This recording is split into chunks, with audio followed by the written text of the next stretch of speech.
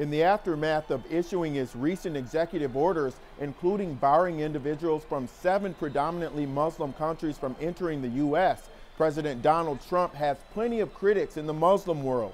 But Saudi Arabia, the birthplace of Islam, isn't among Trump's critics. In fact, the monarchy of Saudi Arabia has expressed a desire to cultivate a better relationship with Trump than it had with the U.S. under Barack Obama, mainly because of Obama's outreach to Iran, which culminated in the nuclear deal. Wall Street Journal reporters Margarita Stankati and Ahmad El-Amran report that the monarchy's openness to Trump is exposing the country to criticism, that it's unwilling to stand up for Muslim allies, especially those Muslim countries impacted by the immigration ban. President Trump spoke Sunday with Saudi Arabia's King Salman about Middle East refugees, the deal to keep Iran from obtaining nuclear weapons, and improved security relations between the two countries, according to the White House. Quote, the president requested and the king agreed to support safe zones in Syria and Yemen, as well as supporting other ideas to help the many refugees who are displaced by the ongoing conflicts, the White House said. But Trump's alliance with Saudi Arabia raises questions about why he hasn't taken an equally hard stance with Saudi Arabia as he had with some of Saudi Arabia's allies, such as Sudan.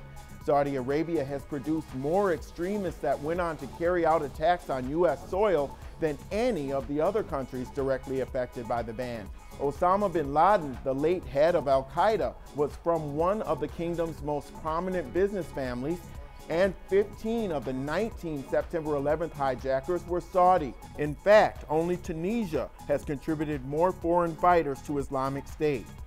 Appearing on NBC Sunday, White House Chief of Staff Reince Priebus left open the possibility that Saudi Arabia, as well as Egypt and Pakistan, all close U.S. allies, could be added.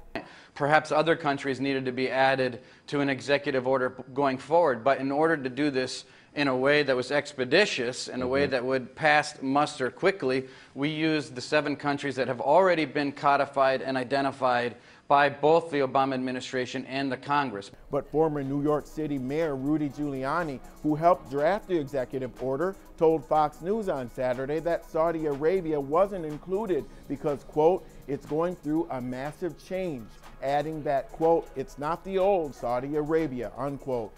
But a ban on travel from Saudi Arabia would have far-reaching consequences, disrupting a commercial and military alliance that has long helped shape U.S. involvement in the region. It would also affect tens of thousands of Saudi students enrolled in U.S. colleges under government-funded scholarships. Saudi officials have remained silent about the new U.S. visa restrictions, but when Trump first floated the idea of a Muslim ban, Saudi Arabia's foreign minister described the proposal as, quote, very, very dangerous, unquote. Saudi Arabia's Ministry of Foreign Affairs didn't respond to a request for comment.